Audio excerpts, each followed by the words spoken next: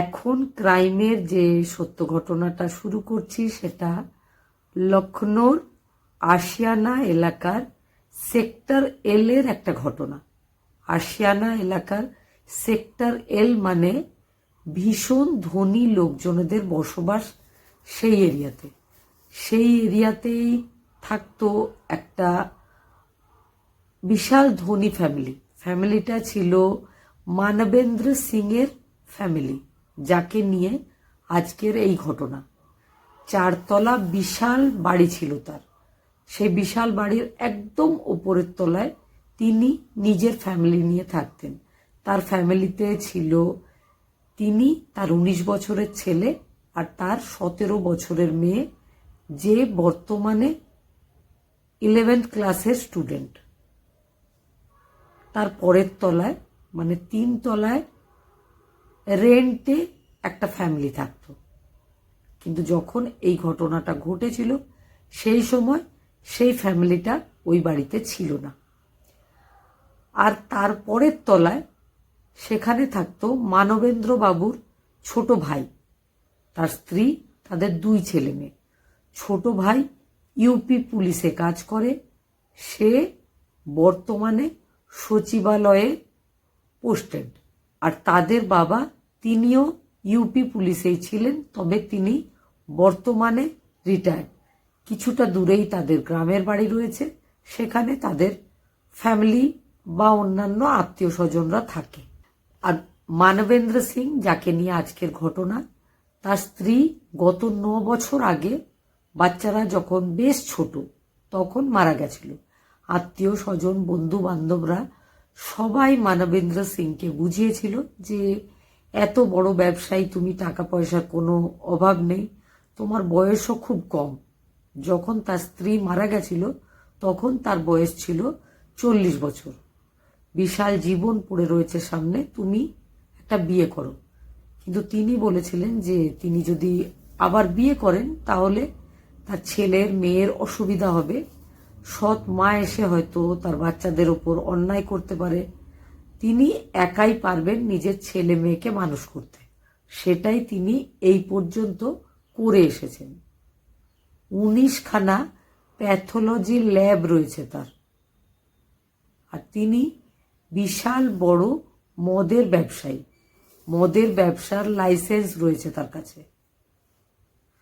প্রত্যেক বছর তার একটা নিজের গার্ডেন রয়েছে, সেখানে যখন দুর্গাপুজো হয় বা যখন রামলীলার সময় হয়, সেই সময় তিনি একটা রামলীলার অনুষ্ঠান বা একটা নাটকের আয়োজন সেখানে তিনি করে থাকেন প্রত্যেক বছর। আর সেই নাটকে তার যে একমাত্র ছেলে, 19 বছর যার বয়স, যার নাম অক্ষত প্রতাপ সিং, সে মেঘনাথের রোল করে। পাড়ার সব লোকজন তার ছেলেকে বলে, সত্যি পিতা ভক্ত মেঘনাথ আপনার ছেলে।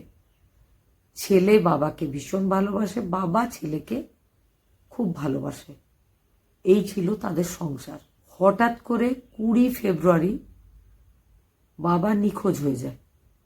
বাবা একটা বিয়ে বাড়িতে গেছিল, বিয়ে বাড়ি থেকে নিজে গাড়ি করে ফিরে এসেছিল। গাড়ি গ্যারেজে দাঁড় করাবার পর ফোনে কারো সাথে কথা বলেছিলেন, যেটা সিসিটিভি ফুটেজে দেখা গেছিল। তারপর তিনি বাড়িতে ঢুকেছিলেন, নিখোঁজ হয়ে গেছিলেন। 23 তারিখ চলে আসে, তাও কিন্তু তার খোঁজ খবর পাওয়া যায় না। তার ব্যবসা চারিদিকে ছড়িয়ে রয়েছে, ব্যবসার কাজে তাকে দরকার। ব্যবসার বিভিন্ন স্টাফেরা বারবার খবর নিতে শুরু করে যে মানবেন্দ্র সিং কোথায় আছে। ইতিমধ্যে ছেলে কিন্তু বাবাকে খোঁজাখুঁজি শুরু করেছে, সব জায়গায় খুঁজছে। এমনকি ছেলে একটা হোয়াটসঅ্যাপ গ্রুপ তৈরি করেছে, যাতে বিভিন্ন আত্মীয় স্বজন, ক্লোজ বন্ধু বান্ধবদের রাখা হয়েছে। তারা নিজেদের মতো করে সবাই খোঁজাখুঁজি করছে সেই ভদ্রলোককে। সবাই একসাথে বাইরে বেরিয়েও খোঁজাখুঁজি করছে, কিন্তু তার কোনো খবর পাওয়া যাচ্ছে না। তাদের ব্যবসার একজন ম্যানেজার পুলিশ স্টেশনে গেছিল, সঙ্গে গেছিল 19 বছরের ছেলে অক্ষত। দুজনে গিয়ে সেই ভদ্রলোকের একটা মিসিং কমপ্লেন করে এসেছিল। এবার পুলিশ তাদের বাড়িতে চলে আসে, জিজ্ঞাসাবাদ করে, বিভিন্ন সিসিটিভি ফুটেজগুলো দেখা হচ্ছিল।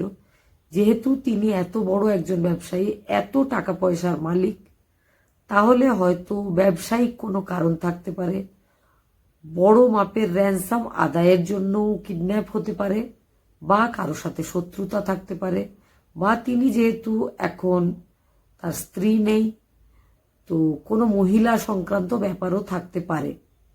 এই সমস্ত কথা ভেবে পুলিশ তদন্ত করছিল। পুলিশের মনে হচ্ছিল অক্ষত প্রতাপ সিং, যে নিখোঁজ ব্যক্তি, তার ছেলে, তার যে ব্যবহার, তার যে অ্যাক্টিভিটি, এগুলো একদম নর্মাল দেখাচ্ছিল না। সে ফোনেই ব্যস্ত, তার যেন কোনো চিন্তাই নেই যে বাবা কোথায় চলে গেছে, হারিয়ে গেছে। তাকে কিছু জিজ্ঞেস করলে তার উত্তর দেওয়ার খুব একটা ইচ্ছা নেই। সে পুলিশকে কখনোই বলছে না যে আমার বাবা কোথায়, আপনি খোঁজার চেষ্টা করুন। এই জন্য পুলিশ তাকেই জিজ্ঞাসাবাদ করতে শুরু করে।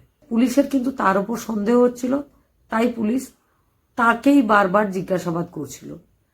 তারপরে পুলিশ যে নিখোঁজ হয়েছে তার ফোনের লাস্ট লোকেশন দেখছিল। লাস্ট লোকেশন দেখা গেছিল কোকরি নামের একটা এলাকায়। পুলিশ সেখানে গেছিল। কোকরি এলাকাতে প্রচুর খোঁজাখুঁজির পরও কিন্তু সেই নিখোঁজ ব্যক্তির ফোনটা খুঁজে পাওয়া যায়নি। পুলিশ এবার নিহত ব্যক্তির যে একমাত্র ছেলে, তার ফোনের লোকেশন চেক করেছিল। পুলিশ এবার চমকে ওঠে। তারও ফোনের লোকেশন, যে রাতে লাস্ট লোকেশন মানবেন্দ্র সিং এর ওই কোকরি এলাকাতে ছিল, ছেলেরও সেম লোকেশন ছিল। এবার পুলিশ ছেলেটাকেই ধরে। শুরু হয় একটু কড়াভাবে জিজ্ঞাসাবাদ। কিছুক্ষণের মধ্যেই ছেলে বলে দেয় যে সে নিজে হাতে নিজের বাবাকে মেরে ফেলেছে। প্রথমটায় শুনে পুলিশ বা আশেপাশের লোকজন বা যারা আত্মীয়, তাদের বিশ্বাস হয়নি। মনে হয়েছিল ছেলে হয়তো বিরক্ত হয়ে এই কথা বলছে। কিন্তু পরবর্তীকালে যখন জিজ্ঞাসাবাদটা আরো এগিয়েছিল, বাড়িটা খুব ভালোভাবে সার্চ করা হয়েছিল, তখন বোঝা গেছিল যে ছেলেটা মিথ্যা কথা বলছে না। এবার কি ঘটনা, কেন সে এরকমটা ঘটিয়েছে, সেটা যখন তার কাছে জানতে চাওয়া হয়, তখন জানা যায় যে 3 বছর আগে সে আরো একবার বাড়ি থেকে পালিয়ে গেছিল। রেখে গেছিল 6 পৃষ্ঠার একটা চিঠি। তাতে সে লিখেছিল যে সে তার বাবার ব্যবসাটা করতে চায়, কিন্তু বাবা তাকে পড়াশোনা করতে বলে। শুধু পড়াশোনা নয়, নিটের পরীক্ষার জন্য প্রস্তুতি নিতে বলে। নিটের পরীক্ষা মানে এমবিবিএস পড়ার জন্য যে পরীক্ষা, সেই পরীক্ষার জন্য তাকে প্রস্তুতি নিতে বলে, কোচিং সেন্টারে যেতে বলে। আর বাবা বলে যে বাবার ব্যবসা বাবা করছে, তাকে অন্য কিছু, ভালো কিছু, ডাক্তার বা ইঞ্জিনিয়ার ইত্যাদি হতে হবে।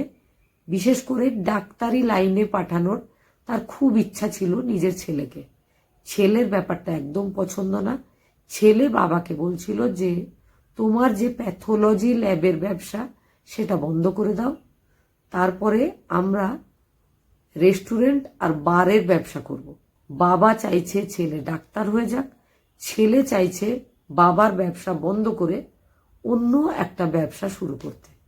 এই ছিল তাদের মনোমালিন্যর বিষয়বস্তু। 20 তারিখে বাবা স্থানীয় একটা বিয়ে বাড়িতে গেছিল। বিয়ে বাড়ি থেকে যখন ফিরে আসে, ছেলের সাথে এই ব্যাপার নিয়ে আবার তর্ক শুরু হয়। ছেলে তাদের বাড়িতে থাকা লাইসেন্সি রাইফেল দিয়ে বাবার মাথায় গুলি করেছিল। গুলি করার পরে সে ভেবেছিল বডিটাকে কোথাও একটা নিয়ে গিয়ে ফেলে দেব। তবে বডিটা এত ভারী ছিল, তার পক্ষে সম্ভব ছিল না তোলা। সেই জন্য সে বডিটাকে করাত দিয়ে পিস করেছিল, মাথা, হাত, পা আলাদা করেছিল। ধড়টাকে কোনোভাবে নামিয়ে একদম গ্রাউন্ড ফ্লোরে এনে একটা নীল রঙের ড্রামে রেখে দিয়েছিল। বডি ছাড়াও তাতে অনেক পরিমাণে তুলো ঢুকিয়ে দেওয়া হয়েছিল। তারপরে ঢাকনা বন্ধ করে ধড়টাকে লুকিয়ে রাখা হয়েছিল। ভবিষ্যতে ধরটাকে হয়তো বাড়ির ছাদে নিয়ে গিয়ে বা সেই নিচের তলাতে যেখানে কেউ থাকে না সেখানে পুড়িয়ে ফেলার একটা প্ল্যানিং ছিল, কিন্তু তখনও সুযোগ হয়ে ওঠেনি। তার আগেই বাবার ব্যবসার ম্যানেজারের সাথে তাকে পুলিশ স্টেশনে গিয়ে মিসিং কমপ্লেন করতে বাধ্য হতে হয়েছিল। আর শরীরের বাকি যে অংশগুলো সেগুলো সে নিজের কারে করে নিয়ে গিয়ে একটা নির্জন এলাকায় নদীর ধারে ফেলে এসেছিল। সে পুলিশকে দেখিয়ে দিয়েছিল যে সে ধরটা কোথায় রেখেছে। সেই নীল ড্রামটা পুলিশ ফরেন্সিক ল্যাবে নিয়ে যাওয়ার জন্য নিজেদের গাড়িতে তুলেছিল। এত কিছু ঘটনা ঘটেছে, রাইফেলের আওয়াজ হয়েছে, বাড়িতে বা বাড়ির আশেপাশে যে লোকজনেরা থাকে তারা কেউ কেন বুঝতে পারেনি। সেটার উত্তরে বেশিরভাগ লোকজন এটাই বলেছে যে সেদিন পাশেই বিয়ে বাড়ি ছিল, বিয়েতে অনেক ফটকা ইত্যাদি ফাটছিল, তারা সেই জন্য বুঝতে পারেনি যে ওটা রাইফেলের আওয়াজ। আর বাড়িতে যে 17 বছরের মেয়ে রয়েছে তার কাছে যখন জিজ্ঞেস করা হয় সে বলেছিল তার চোখের সামনেই সমস্ত ঘটনা ঘটেছিল। আগেও তার বাবার সাথে তার দাদার নানা রকম কথায় ঝামেলা হয়, বোন মধ্যস্থতা করে বাবার আর দাদার ঝগড়া থামায়।